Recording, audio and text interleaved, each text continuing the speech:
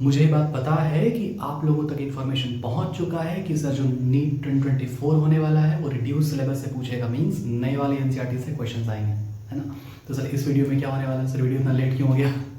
कुछ cross verification बाकी था और कुछ एनालिसिस चल रहा था बैकग्राउंड में, है ना, इसलिए वीडियो थोड़ा अभी रात में शूट कर रहे हैं। ओके, तो इस वीडियो में और भी बहुत सारे इंपॉर्टेंट बातों पर डिस्कशन होना बाकी है। थोड़ा बाद में खुश हो लेना भाई, सिलेबस रिड्यूस हो गया, सिलेबस रिड्यूस हो गया। ओके, थोड़ा शांति रख लोगे, बहुत सारा बातें बाकी है।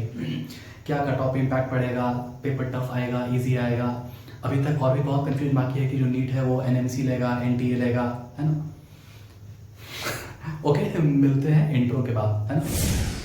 जय हिंद दोस्तों, क्या हाल चाल। तो इस वीडियो में हम लोग ये बात पर डिस्कशन करेंगे कि सर जो नीट है वो एनटीए लेगा या फिर एनएमसी लेगा, सिलेबस जो है वो तो रिड्यूस सिलेबस आएगा, न्यू वाला एनसीईआरटी, लेकिन क्या कुछ रिलेटेड है या फिर ट्विस्ट एंड टर्न करके देगा, मिक्स क्वेश्चन देगा या पुराना बुक से भी क्वेश्चन देने का पॉसिबिलिटी है ना। लेवल ऑफ पेपर क्या रह सकता है, इसका बहुत सारा बात हम लोग डिस्कशन करेंगे। तो सबसे पहला बात ये, अब यहाँ पे आप सामने स्क्रीन पे आप देख सकते हो कि ये बात है 14 नवंबर 2023 का, जिसमें एनटीए अपने ऑफिशियल वेबसाइट पे ये बात है प्रेस रिलीज करके वो कंफर्म करते हैं कि वो बहुत सारे एग्जामिनेशन को कंडक्ट कराएंगे, जिसमें से आपका जेईई मेंस है और आपका नीट भी है ना, और भी कुछ एग्जामिनेशन है। जो आपका नीट है वो 5 मई को होने वाला है पेन पेपर मोड पे। तो ये बात तो क्लियर है ना कि जो हमारा जो नीट है वो एनटीए कंडक्ट कराएगा। ओके, फिर हम लोग देखते हैं कि जो सिलेबस है हमारा ओल्ड वर्सेस न्यू एनसीईआरटी। तो अब आप सबसे पहले आपको ये कंफ्यूजन आएगा कि जो एनसीईआरटी जो नया वाला है सर, उसमें तो कुछ है जो कि चैप्टर्स को ही हटा दिया गया था ना, उसके बाद कुछ चैप्टर जो इंक्लूडेड हैं उसमें से कुछ टॉपिक्स को हटा दिया गया है ना। इट मींस चैप्टर को भी डिलीट किया गया और टॉपिक्स को भी डिलीट किया गया। तो सर कहां से क्या कुछ क्वेश्चन आ सकता है? सिंपल सी बात है, जहां पर भी जो भी टॉपिक्स हैं जिससे कि नीट में क्वेश्चन आएगा वो आपका उस पीडीएफ में दिया हुआ है, यहाँ से क्वेश्चंस बनेंगे। समझे बात को? और अगर आपको डेप्थ में नहीं जाना है तो आप सिंपल सी नई वाली एनसीईआरटी खरीदी जो कि पत्ती वाली एनसीईआरटी है और उसको फॉलो कीजिए ब्लाइंडली। समझ में आ रहा है? अब थोड़ा सा और अगर स्पेसिफाई करें तो आप देखोगे जो आपका चैप्टर डिलीट किया गया, जैसे कि आपका चैप्टर में ट्रांसपोर्ट वाला चैप्टर नहीं है, आपका मिनरल न्यूट्रिशन वाला चैप्टर नहीं है, फिर आपका डाइजेशन वाला चैप्टर नहीं है, ये सब चैप्टर जो है वो डिलीटेड है। तो इस चैप्टर से क्वेश्चंस नहीं आएंगे। लेकिन अब जैसे आप देखोगे ना, पहला वाला जो चैप्टर है आपका लिविंग वर्ल्ड वाला चैप्टर, इसमें से आप देखोगे टैक्सोनॉमिकल एड, ये जो टॉपिक है इस टॉपिक को भी हटा दिया गया है। मींस इस टॉपिक से क्वेश्चंस नहीं पूछे जाएंगे। समझे बात को? अब लेकिन आप देखोगे दूसरा वाला कोई चैप्टर है आपका मॉर्फोलॉजी इन फ्लावरिंग प्लांट, इस वाले चैप्टर में आप देखोगे स्टेम का जो मॉडिफिकेशन है ना उसको भी हटा दिया गया है। अब भाई एक बात समझो, आप देखोगे जैसे क्लास 12th में एक चैप्टर है आपका रिप्रोडक्शन इन ऑर्गेनिज्म, ठीक है। रिप्रोडक्शन ऑर्गेनिज्म जो चैप्टर है उसमें एक एग्जांपल पढ़ाता है इकॉर्निया, है ना, इकॉर्निया बोलेगा या फिर बोलेगा वाटर हायासिंथ, ठीक है। ये जो है इसका एग्जांपल बोला जाएगा ऑफसेट, मतलब ये जो प्लांट है ना ये ऑफसेट के थ्रू रिप्रोड्यूस करेगा।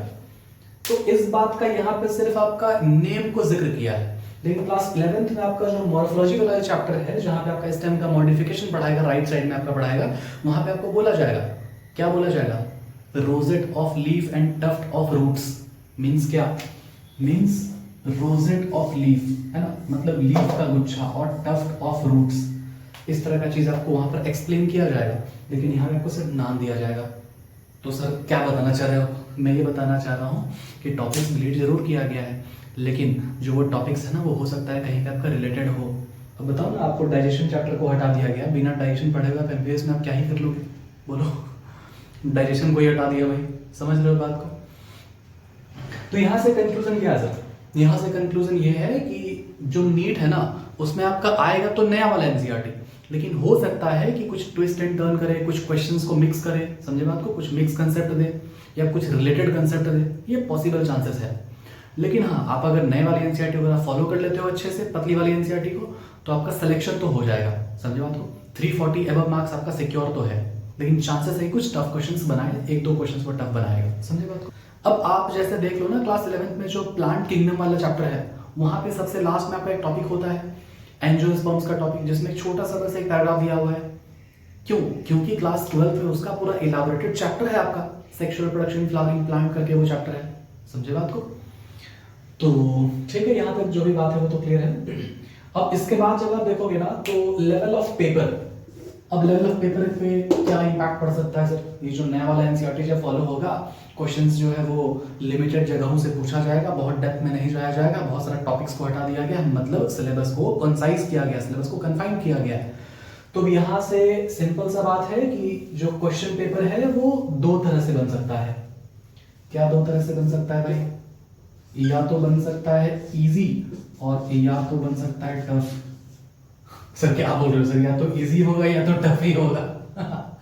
नहीं, मैं कुछ और कह रहा हूं। मेरा कहने का मीनिंग ये है ना कि देखो, अगर क्वेश्चंस अगर इजी आता है, क्वेश्चंस अगर इजी आता है मींस नॉर्मल तरीके का क्वेश्चंस अगर पूछा जाए, जो सिलेबस आपको बता दिया गया है, रिड्यूस सिलेबस से वहां से पूछा जाए, तो मैक्सिमम बच्चे जो हैं वो स्कोर कर लेंगे ना।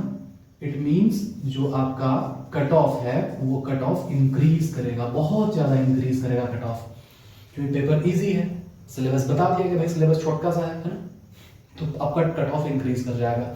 अब क्वेश्चन अगर टफ आएगा, टफ क्वेश्चन कैसे आ सकता है आपको पता ही है कि क्वेश्चंस लगभग 3-4 साल से एनालिटिकल दे रहा है। एनालिटिकल का मतलब हुआ 4-5 क्वेश्चंस रहेंगे जो कि टफ रहेंगे, मिक्स कंसेप्ट करके रहेंगे।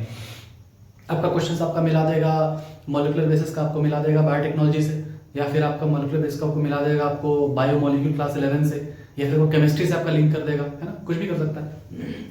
फिर आपका हो सकता है स्टेटमेंट बेस्ड वाला तो रहेगा ही, असर्शनिज्म तो रह ही रहा है, समझे बात को। ये सब क्वेश्चंस आपका टफ बनेगा। क्वेश्चंस अगर टफ बनेगा तो भाई जो अच्छे से पढ़े हो उनका तो नहीं आ पा रहा, बाकी फिर जयराम जी की, समझे बात को।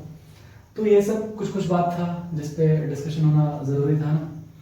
तो मैं कंक्लूजन आपको ये मैं बताना चाह रहा हूँ कि बहुत ज़्यादा खुश नहीं होना है कि सर सिलेबस जो है वो डिक्रीज हो गया है, वह बहुत बढ़िया मार्क्स ले आएंगे।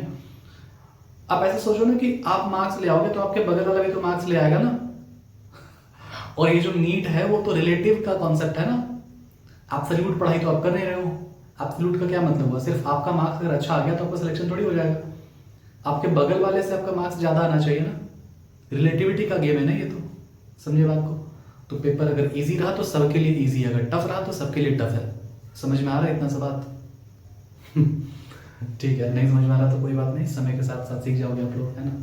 एक छोटा सा बात है, आपका जो ये चैप्टर है ना मॉर्फोलॉजी इन फ्लावरिंग प्लांट, ये मॉर्फोलॉजी इन फ्लावरिंग प्लांट में जब आप देखोगे ना इसमें सिलेबस का डिस्क्रिप्शन, तो वहां पे आपको बताया गया, ब्रैकेट डाल के बताया गया कि कुछ और भी फैमिली पढ़ना है जो कि प्रैक्टिकल में है। मींस स्कूल का जो प्रैक्टिकल वाला सिलेबस है उसमें कुछ फैमिली को इंक्लूड किया गया हुआ, जैसे कि मालवेसी फैमिली हुआ, ये सब को इंक्लूड किया गया जो कि आपको पढ़ना है। उसमें एक वर्ड दिखा मुझे, क्रूसीफेरी फैमिली। भाई वो जो क्रूसीफेरी फैमिली है ना वो ब्रेसिकेसी को ही कहता है कि हाँ ब्रेसिकेसी का मीन्स हुआ क्रूसीफेरी फैमिली। कैसे, समझो बात को ध्यान से। क्लास 11 जब आप खोलोगे मॉर्फोलॉजी इन फ्लावरिंग प्लांट, तो आप लेफ्ट साइड में देखना semi technical description of family कुछ ऐसा लिखा होगा।